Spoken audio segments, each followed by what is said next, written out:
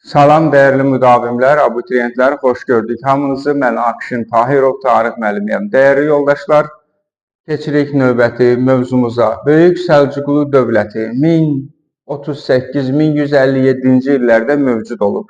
Səlcuqlular adını Səlcuq bəydən götürür. Səlcuq bəy Qınıq boyuna, Türk boylarından Qınıq boyuna mənsubdur və Səlcuq bəyin atası Tokat bəy, həm də Səlcuq bəyin özü Oğuz dövlətindən. Oğuz dövlətində subaşı vəzifəsində olmuşlar, subaşı vəzifəsini, yəni ordu başçısı olmuşlar. Sədrəddin Əli-Hüseyninin məlumatına görə Səlcuq bəy Oğuz hökmdarı ilə münasibətləri pisləşdikdən sonra öz ətrafını götürüb Cənd şəhərinə, Cənd vilayətinə gəlir. Daha sonra Səlcuq bəy və ətrafı İslam dinini qəbul edir. Oğuzlar bundan sonra Türkmen adlanır. Yəni İslam dilini qəbul etdikdən sonra Səlcuq bəyin nəvələri Çağrı bəy və Toğrul bəy, bunlar Səlcuqlu dövlətinin, Böyük Səlcuqlu dövlətinin yaranması ərəfəsində çox ciddi işlər görmüşlər. Belə ki, 1015-ci ildə Çağrı bəy Bizansa qarşı kəşfiyyat yürüşünə çıxır, Van ətrafı əraziləri nəzarət altına alır. Eyni zamanda 30-cu illərdə deməli, Səlcuqlar Xorasana yerləşirlər. Sultan Məsud Qəznəli Sultan Məsud Səlcuqları Xorasanda yerləşməsinə icazə verir. Belə ki, Xorasanı Səlcuqlara yaşamaq üçün verir. Amma Səlcuqlar daha orada məlumatlara görə, qaynaqlara görə ciddi və ədalətli idarə etmə sistemi qurduqlarından əhalini öz tərəflərinə çəkirlər. 1038-ci ildə Səlcuqlar üsyan qaldırır, demək, Qəznəli Sultanına qarşı. O vaxt Sultan Məsud idi, Sultan Mahmudun oğlu və Nişapur şəhərini tuturlar. Nişapur şəhəri tutulduqdan sonra Səlcuqlar özlərini dövlət elan edirlər. Bunu eşidən Sultan Məsud, Qəznəli Sultanı Hindistan səfərindən geri dönür və böyük bir qoşunla, bəzi məlumatlara görə 50 minlik qoşunla, bəzi məlumatlara görə çoxlu döyüş filləri var idi. Deməli, Səlcuqların üzərinə gəlir ki, onların yaratdığı dövlətlə heç cür razılaşmaq istəmir. Birinci Toğrul 1038-1063-cü illərdə hakimiyyətdə olur. Deməli, birinci Toğrul ümumiyyətlə ilk dəfə dini dövlətdən ayıran hökmdar kimi tanınır. Eyni zamanda dövlətini 1038-ci ildəki vaxt burada Nişapurda yaratdığı dövlətini Abbasi xəlifəsi elçi göndərərək onun dövlətini tanıyır. 1040-cı ildə biz nə demişdik? Sultan Məsud razılaşmamışdı bu dövlətin yaranması ilə. 1040-cı ildə Sultan Məsud hücum eləyir Səlcuqların üzərinə. Lakin Səlcuqların çevik hərəkəti, çevik davranması nəticəsində Dəndənəkan vuruşmasında Səlcuqlar Məsuda sadəcə üstün də olsa da Məsudun qüvvələri qalib gəlirlər. Nəticədə Dəndənəkan döyüşünün nəticəsi 3 əsas bənddə özünü göstərir. Səlcuqlar Xorasana tam sahib olur, Səlcuqların Mərkəzi Asiyada mövqeyi möhkəmlənir, Səlcuqların Azərbaycan, İran, İraqa yolu açılır. Bunu unutmayaq, dəyərli yoldaşlar. Bu 3 bənd Dəndənəkan döyüşünün nəticəsidir. Daha sonra, yəni Dəndənəkandan biraz sonra yenə 1040-cı ildə Mərv qurultayı keçirilir. Mərv qurultayında 1-ci Toğrul özünü sultan elan edir. Və qərarı alınır ki, şərqdəki, qonşuluqdakı Qaraxanlı Qəznəlilərlə toqquşmaqdansa, dağınıqlıq dövrünü keçirdən qərbə tərəf, Bizansa tərəf hücumlar başlasın. Və Cənubi Qafqaz Bizansa qarşı yürüşlər qərarı alınır. Harada? 1040-cı il Mərv qurultayında. 1-ci Toğrul 1043-cü ildə paytaxtı Reyə köçürür ki, Bizansa və Qafqaza olan yürüşləri daha yaxından nəzarətdə saxlasın. 1054-cü ildə ilk dövləti tabe edir. Rəvvadilər dövlətini, Şəddadilər dövlətini Tiflis müsəlman əmirliyini tabe edir. Tabe, yəni süqut etmir bu dövlətlər, tabe edir. 1055-ci ildə Bağdada yürüş edir 1-ci Toğrul və Abbasi xəlifəsini də özünə tabe edir. Xəlifə onu bir sıra hədiyyələrdən qarşılayır, hətta belinə 2 qılınc bağlayır. Eyni zamanda xəlifə, Abbasi xəlifəsi 1-ci Toğrulu şərqin və qərbin hökmdarı kimi tanıyır. 1-ci Toğrulun bu fətihləri nəticəsində Dərbənddən, şimalda Dərbənddən cənubda İran körfəzinə kimi, qərbdə Fəraddan, şərqdə Amudəryaya kimi demək, nəhəng Səlcuqlu dövləti formalaşır. Yəni, əraziləri bunlar idi.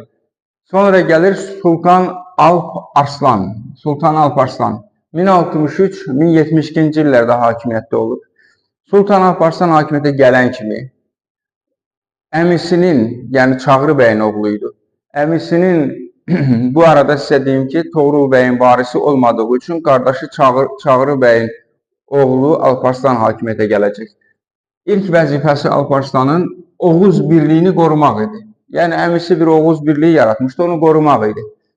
Əsas məqsədi isə Anadolunu türk yurdu etmək. Yəni, fikirləşirdi ki, Anadolu mütləq türk yurdu olmalıdır. Və ilk addımları atdı. Erməni, Gürcü, Abxazları məğlub etdi. Bunlar Bizansa xidmət edirdi. Erməni, Gürcü və Abxazları məğlub etdi. Tiflisi, Ani və Qarsı tutdu, birləşdirdi Səlcuqlu dövlətinə. 1065-ci ildə Rəvvadilər dövləti süqut etdi. 1066-cı ildə Şirvanşahları tabe etdi. Şirvanşah titulunu ləğv etdi, Məlik titulu daşımağa başladı Şirvanşahlar. 1071-ci ildə Malazgirt döyüşündə Sultan Alp Arslan Roman Diojeni Bizans imperatoru məğlub edib, əsir götürdü hətta, sonra onu azad buraxdı və Bizansı xəraca bağladı. 1072-ci ildə Qaraxanlıya yürüş etməyə hazırlaşırdı, hətta yürüşə başladı belə 1072-ci ildə, amma sui-qəsd nəticəsində Alp Arslan öldürüləcək. Xəlifə Malazgirt vuruşmasının nəticəsi olaraq, Malazgirt vuruşmasına görə Sultan Alp Arslanı müsəlmanların xilaskarı, İslamın nuru adlandırmışdı. Səlcuqlu dövləti mövzusunu öyrənərkən bu adlara diqqətlə fikir verək. Deməli, sonra gələcək Sultan Məlikşah. 1072-1092-ci ildə Sultan Məlikşah Sultan Alp Arslanın oğludur. Səlcuqlu dövlətinin, Böyük Səlcuqlu dövlətinin çiçəklənmə dövrü məhz Sultan Məlikşahın dövrüdür. Nizamül-Mülk kimdir? Əvvəllər Sultan Alp Arslanın vəziri olub, Sultan Məlikşahın da köməkçisi olub. Nizamül-Mülk siyasətnamə əsərinin, məşhur siyasətnamə əsərinin müəllifidir. Sultan 1-ci Məlikşah dönəmində əsas məqsəd sabitliyi qorub saxlamaq və möhkəmləndirmək, sərhədləri möhkəmləndirmək idi. 1088-ci ildə Şəddadilər dövləti süqut etdi. Sultan Məlikşah Bizansdan daha ağır xərac aldı.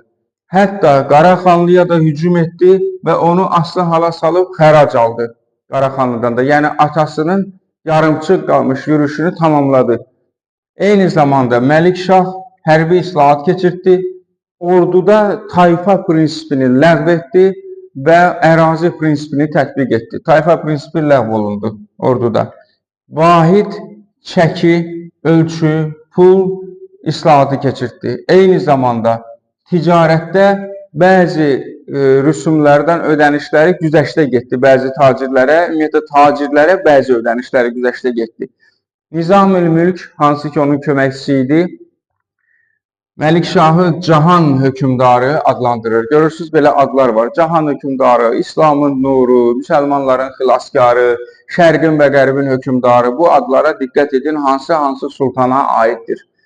Eyni zamanda Sultan Məlikşah Konya, Ankara, Suriya, Fələstin ərazilərini fəth etdi. Paytaxtı 1073-cü ildə Reydən İsfahana köçürtdü. Ölümündən sonra, yəni Məlikşahın ölümündən sonra demək, birinci Sələb yürüşü baş verdi 1096-1099 və Suriya, Fələstin, Qüds itirildi. Aralıq dənizinin şərqində də bir sıra torpaqlar itirildi. Sultan Səncər ondan sonra hakimiyyətə gələcək, daha sonra varislərinin bir neçəsindən sonra Sultan Səncər və Sultan Səncər Böyük Səlcuqlu İmperatorluğunun son sultanıdır. 1118-1157-ci illərdə hakimiyyətdə olub. Dövrü çox belə dağınıq və üsyanlarla dolu bir sultandır. Onun uğurlu əməliyyatları oldu Qaraxanlı dövləti ilə və Qəznəli dövləti ilə. Çox uğurlu əməliyyatları oldu. Amma Qara Kitaylara, yəni müsəlman olmayan Monqol mənşəli Qara Kitaylara məğlub oldu. Bu məğlubiyyətin nəticəsində Məvarı Ən-Nəhr itirildi. Eyni zamanda Sultan Səncər bir qeyri-müsəlmana məğlub olduğu üçün nüfuzdan düşdü. Böyük Səlcuqlu dövləti parçalandı. Böyük Səlcuqlu dövləti hələ Sultan Səncər hakimiyyəti bitməmiş, yəni Böyük Səlcuqlu dövləti ilə süqut etməmiş artıq bir neçə dövlətə parçalandı. Xarəzmşahlar, Kirman, Suriya, İraq Səlcuqlu sultanlıqları, Anadolu sultanlığı və Atabəylərə parçalandı. Dəyərli yoldaşlar, Böyük Səlcuqlu dövləti haqqında dərsliyimizdə olan məlumatlar bu qədər. İzləmədə qalın, videolarımız davam edir.